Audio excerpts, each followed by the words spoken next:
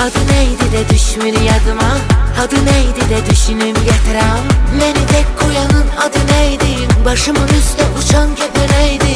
Bir gün ışığım axı sönəcəkdi və o gedəcəkdi. Adı neydi ürəkdə çırpınan, adı neydi bir anda yad olan. Məni dert edənin adı neydi, ürək yıxılıb gidib ona dəydi. Bir yaşayıb bir öləcəkdi, onun adı neydi?